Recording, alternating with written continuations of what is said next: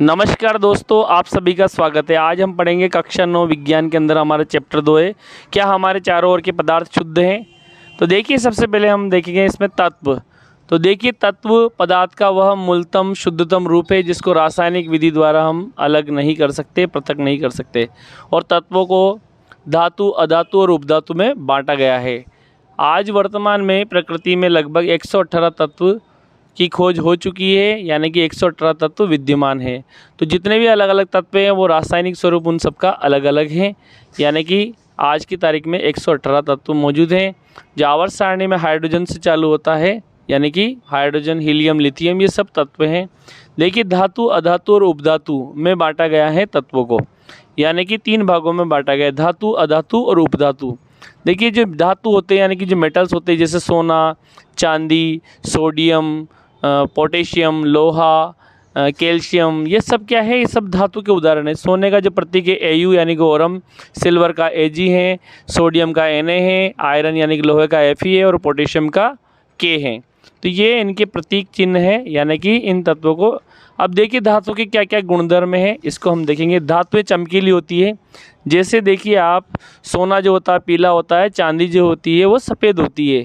तो धातुएं चमकीली होती है, और यानी कि धातुएं ठोस होती है, चमकीली होती है। अधिकांशतः धातुएं, जैसे चांदी सफ़ेद होती है, सोना पीले रंग का होता है, यानी कि धातुएं चमकीली होती है, उनमें शाइनिंग होती है। धातुएं अधिकांशतः कठोर होती है, लेकिन अपवादिक रूप से जो मरकरी यानी कि जो पारा है वो कमरे के ताप पर द्रव अवस्था में पाया जाता है, जिसका उपयोग हम थर्मामीटर में करते हैं।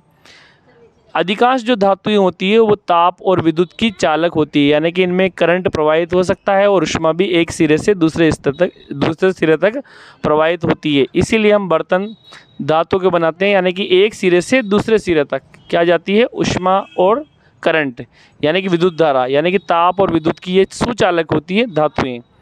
यानी कि धातुओं में ऊष्मा यानी कि ताप भी प्रवाहित हो सकता है। धातुएं तन्य होती है, यानी कि इनसे तार बनाए जा सकते हैं, यानी कि धातुओं के वह गुण जिनकी वजह से इनके तार बनाए जा सकते हैं, इस गुण को हम कहते हैं तन्यता। यानी कि तन्यता के कारण ही धातुओं के तार बनाए जा सकते हैं।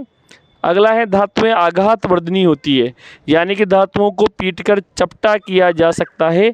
यानी कि धातुओं की ऐसा गुण जिसके कारण इनको चपटा किया जा सकता है, चद्दर की आकृति में बदला जा सकता है, आघात वर्धनीता कहलाती है।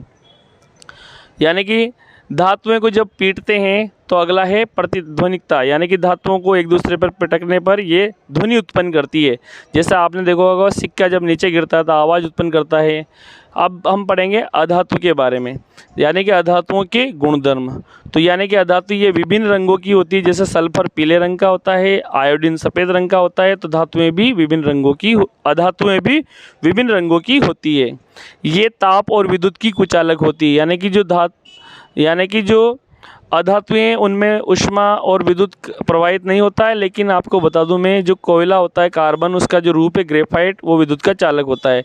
ये चमकीली, प्रतिध्वनि, तन्य और आघातवर्धनी नहीं होती है, यानी कि चमकीली भी नहीं होती है, तन्य यानी कि तार भी नहीं बना सकते इनके, आघातवर्धनी यानी कि चपटा भी नहीं किया जा सकता।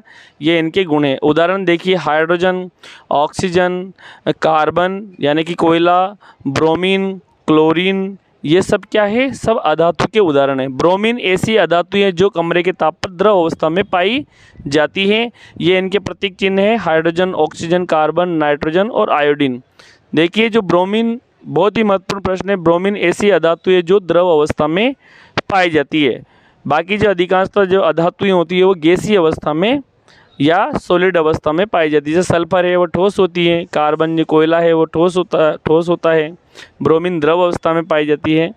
देखिए, मरकरी ऐसी धातु है जो द्रव अवस्था में होती है, जबकि ब्रोमीन ऐसी अधातु है जो द्रव अवस्था में होती है। यानी कि ब्रोमीन, जिसको ब्रोमीन जल भी कहते हैं, यानी ब्रोमीन अधातु है जबकि मरकरी क्या है, धातु है। अब देखिए, उपधातु किसे कहते हैं।